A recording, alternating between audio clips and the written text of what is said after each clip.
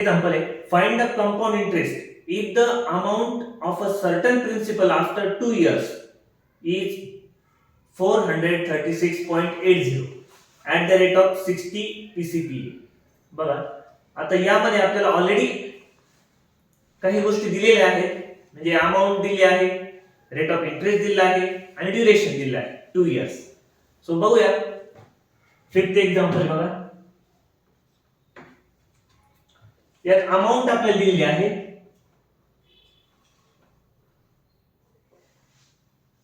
Amount जी किती आहे 4036.80 ही आपल्याला ऑलरेडी अमाउंट दिलेली आहे.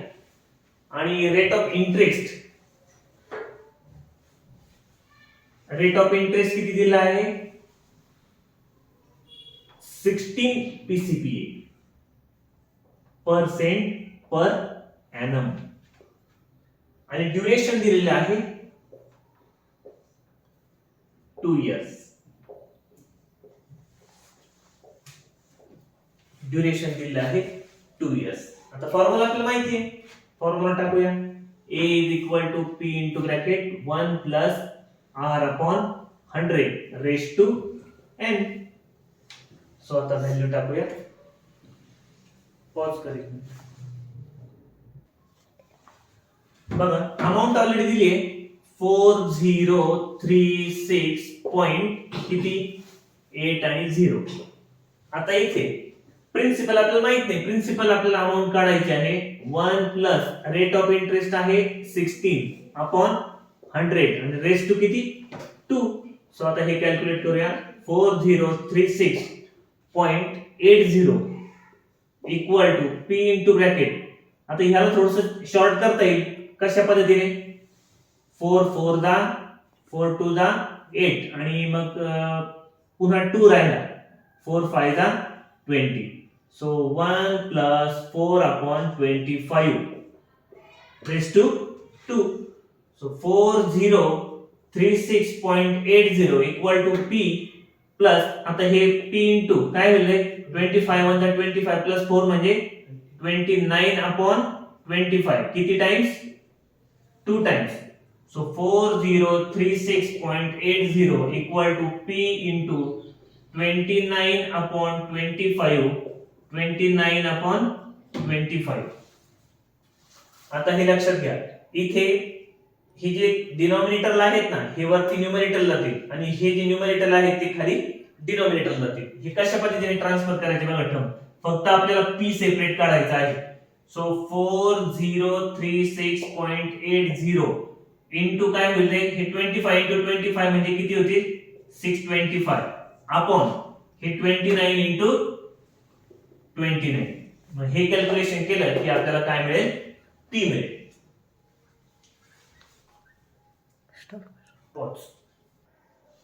बघा आता इथे काय करणार आपल्याला पॉइंट घालवावा लागेल. हे थोडं मी अशा पद्धतीने लिहितो, ही टर्म पूर्ण लिहून घेतो मी 4036.80 into 625 upon 29 into 29 equal to P अशा पद्धतीने आहे.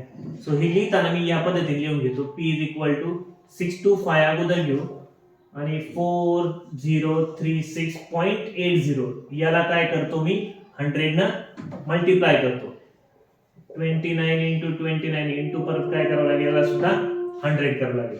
आता वरती व्हॅल्यू काय येईल P is equal to 625 into 403680 तो पॉइंट निघून जाईल आणि अपॉन 29 इंटू 29 आणि इंटू काय राहील 100 राहील.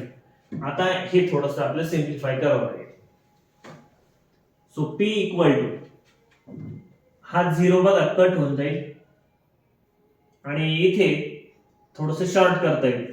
समजा 5 2 जा 10 5 1 जा 5 5 2 जा 10 5 5 जा 25 हे. आता आपल्याला काय करावं लागेल 125 into 40368 upon 2929 into 2. आता हा नंबर थोडासा शॉर्ट करता येईल का बघूया आपण. याला 2 ने डिवाइड करूया. So p will be 1 2 5 into 2 1 जा 2. बघा ह्या पूर्ण नंबरला आपण 2 ने डिवाइड करूया. ते काय येईल 2 2 जा 4 हा 0 2 1 जा 2 2 8 जा 16 आणि 2 4 जा 8. वरती किती राहिले 20184 अपॉन 29 into 29. आता 29 न 20,184 ला जर आपण डिवाइड केलं तर बघा इथे आपण डिव्हिजन केलंय तर ते किती मिळतं 696 मिळतं. 29 1 जा 29 आणि हे किती येतं 696. मग या 696 ला सुद्धा 29 न आपण डिवाइड करू शकतो. 696 आणि 29 बघा 29 24 आला. या 29 ने परत डिवाइड जर केलं तर किती आन्सर येतं 24. So finally p is equal to 125 into 24. हे मल्टिप्लिकेशन केलं की आपले आन्सर मिळेल. सो 125 into 24 जर केलं तर हे मिळतं आपल्याला 3000. प्रिन्सिपल अमाउंट आपल्याला काढायची. सो नंतर आपल्याला बघा सिंपल इंटरेस्ट काढायचा आहे. तो कसा करतो आपण अमाउंट मायनस प्रिन्सिपल. अमाउंट किती आहे आपली 4036.80 आणि त्यातनं हे 3000 मायनस करायचे म्हणजे ते असतील 1036.80. हा असेल आपला compound interest. A loan of 50,000 was taken on compound interest. If the rate of compound interest is 12 PCP, find the amount to settle the loan after 3 years. आता काय काढायचं आपल्याला अमाउंट काढायची. किती वर्षाची 3 इयर्सची. सगळ्यात सोपं आहे बघा हे एक्झाम्पल. आता यात दिलेलं काय काय ते एकदा लिहून घेऊया. प्रिन्सिपल अमाउंट किती आहे 50,000 आहे. आर किती आहे 12 आहे आणि एन किती 3 वर्षांचा. आणि फक्त आपल्याला अमाउंट कॅल्क्युलेट करायची. Very simple one. आता ते किती मिळेल बघा.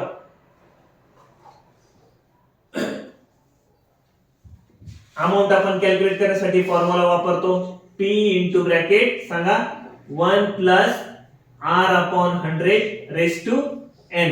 सो a किती आहे आपल्याला काढायचं आहे. p माहिती आहे 50,000 1 प्लस r माहित आहे 12 upon 100 raise to 3. So a will be 50,000. ह्याला थोडंसं शॉर्ट करूया. 4 3 जा 12 आणि हे पुन्हा 4 ने 100 ला डिवाइड केलं की आन्सर 25 येणार. सो 25 1 जा 25 प्लस 3 28 अपॉन 25 आणि हे किती टाइम्स आहे रे 3 टाइम्स आहे लक्षात ठेवा. So a will be 50,000 into 28 upon 25 28 upon 25 आणि 28 upon 25. इथे थोडंसं आपण सिम्प्लिफाय करू शकतो. कशा पद्धतीने बघा 25 1 जा 25 25 6 जा 150. हे पुढचे 2 0 आहे तसेच. पुन्हा 25 1 जा 25 25 2 जा 50 10 उरले आणि 100 आले. 25 4 जा 100. सो आता a is equal to 24 into 28 into 28 into 28. हे जे मल्टिप्लिकेशन येईल त्याला आपल्याला काय करावं लागेल 25 ने डिवाइड करावं लागेल. हे मल्टिप्लिकेशन आलं 5,26,848 आणि आता त्याला किती ना 25 ने आपण डिवाइड करूया. a is equal to 5,26,848. याला आपण काय करूया 25 ने डिवाइड करूया. सो किती मिळतं बघा ते 25 ने डिवाइड केल्यानंतर डिव्हिजन करूया आपण व्यवस्थित. किती आलं ते आन्सर 92. फायनली 21,073.92 हे त्याचं आन्सर आहे.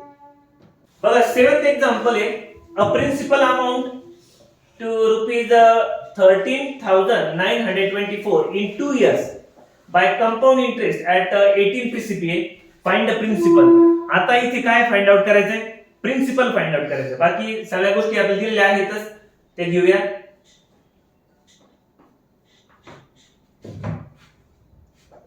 इथे आपल्याला माहिती आहे व्हॅल्यू आपल्याला टाकायचे. सो फॉर्म्युला आपल्याला माहिती आहे अमाउंटचा p into bracket 1 plus r upon 100 raised to n. Value टाकूया. a माहिती आहे 13924, p आपल्याला माहित नाहीये. 1 plus r किती आहे 18 upon 100 raised to n, sorry n माहिती आहे, n किती आहे 2. So 13924 equal to p into bracket, याला जरा छोटे छोटे करूया. 9 इथे येतील 50, म्हणजे 2 ने डिवाइड केल्यानंतर हा. सो 51 दा 50 प्लस 9 59 अपॉन 50 किती times 2 times. So 13924 p into bracket 5950 into 5950. मागे एक एक्झाम्पल असं झालं होतं बघा. आता त्या टर्म ट्रान्सफर कशा करणार? हे जे डिनोमिनेटरला आहे ते वरती जाऊ द्यायचे आणि हे न्यूमरेटर ते खाली जाऊ द्यायचे. मी लिहिताना असं लिहितो p इज इक्वल टू, ह्याच्या जवळ कोण कोण येईल 13924, ह्याच्या जवळ कोण येतील 50 into 50 आणि हे खाली जातील. आता आपण 59 चा टेबल बघूया. 59 चा टेबल तयार करूया. सो आपण असंही करू शकतो 51 दा 50, सॉरी 59 दा 59, 59 4 दा. So p is equal to 4 into 50 into 50. So p will be 4 into हे 5 5 दा 25 and double 0. So p will be 25 4 दा 100 आणि हे डबल 0 म्हणजे किती आला 10,000. Principal amount is 10,000. बघा 8th एक्झाम्पल आहे द पॉप्युलेशन ऑफ अ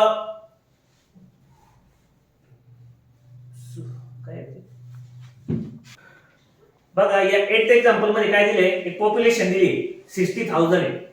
त्याचा rate of increase in the population, म्हणजे इन्क्रीज होण्याचा जो रेट आहे तो किती आहे तोच काढायचा आहे आपल्याला. Find the rate of increase, त्या पॉप्युलेशन मध्ये किती ना कुठल्या रेटने ती पॉप्युलेशन इन्क्रीज होते ते काढायचंय. जर 2 वर्षानंतर पॉप्युलेशन 17,640 होत असेल तर यात आपल्याला रेट कॅल्क्युलेट करायचा आहे. बघा सगळ्यात अगोदर p काय लिहिणार आपण, पॉप्युलेशन सुरुवातीची किती असेल ती 60,000 पॉप्युलेशन आहे. r आपल्याला कॅल्क्युलेट करायचा आहे.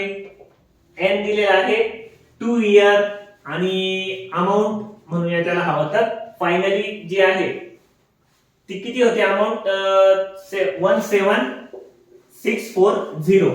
करूया कॅल्क्युलेट आपण. फॉर्म्युला आपल्याला माहिती आहे a into p into bracket 1 plus r upon 100 raised to n.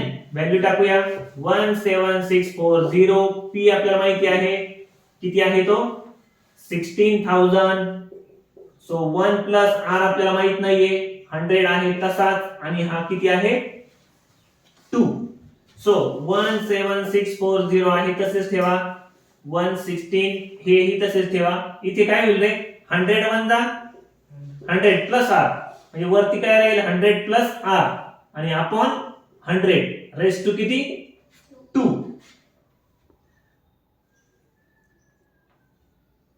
इथे हे मल्टिप्लाय असतं. सो हे आता कुठे जातील रे 17640 हे जातील खाली. आता इथे काय राहील 100 प्लस r अपॉन 100 आणि त्याचा स्क्वेअर. आता हे थोडंसं आपण काय करूया शॉर्ट करूया. हा 0 0 कट 2 2 ने त्याला डिवाइड करून बघूया काय मिळतं. हे येतील 2 8 दा 16 हे डबल 0. त्यानंतर 2 8 दा 16 पुन्हा 2 8 दा 16 आणि 2 2 दा 4. आणखी थोडंसं छोटं करूया त्याला. हे येतील 400 2 4 8, 2 4 8, 2 1 2. म्हणजे काय आन्सर आलं ते 441 अपॉन 400 आणि इक्वल टू इथे किती आहे 100 प्लस r अपॉन 100 आणि त्याचा स्क्वेअर. आता मला सांगा 100 आणि इकडे किती आहे 100 प्लस r अपॉन 100 हे स्क्वेअर मध्ये याला पण आपण स्क्वेअरच्या फॉर्मॅट मध्ये आणू शकतो. 441 हा कशाचा तरी स्क्वेअर आहे आणि 400 सुद्धा कशाचा तरी स्क्वेअर आहे. तो बघा कशाचा आहे 441 कशाचा आहे 21 चा आणि 400 कशाचा आहे 20 चा. याला स्क्वेअर फॉर्मॅट मध्ये लिहू शकतो. सो 100 प्लस r अपॉन 100 आणि ह्या दोघांना स्क्वेअरच्या फॉर्म मध्ये लिहू शकतो. आता हा स्क्वेअर आपण कट करू शकतो म्हणजे थोडक्यात त्यांचं काय घेणार स्क्वेअर रूट घेणार. सो हे पुढे कट होतील बघा 21 upon 20 equal to 100 plus r upon 100. म्हणजे थोडक्यात आपण काय घेतले यांचे स्क्वेअर रूट घेतले. याचा स्क्वेअर रूट किती आला 21 अपॉन 20 आणि याचा स्क्वेअर रूट किती आला फक्त 100 प्लस r अपॉन 100. आता हे क्रॉस करायचे 21 into 100 आणि 100 प्लस r into किती रे 20. सो हे किती आला 2100. हे किती येईल 20 into 100 2000 आणि प्लस 20 r. 20 ने याला मल्टिप्लाय केलं तर 20 r येतं 20 ने याला मल्टिप्लाय केलं तर 2000 येतं बघा. सो आता काय होईल रे नेक्स्ट स्टेपला 20 r आहे तसेच 2100 minus 2000. So 20 r equal to हे राहिले फक्त 100. So 20 r will be 100 upon 20. Then r will be 21 are 20, 25 are 100. So rate of return किती पर्सेंट असेल 5%.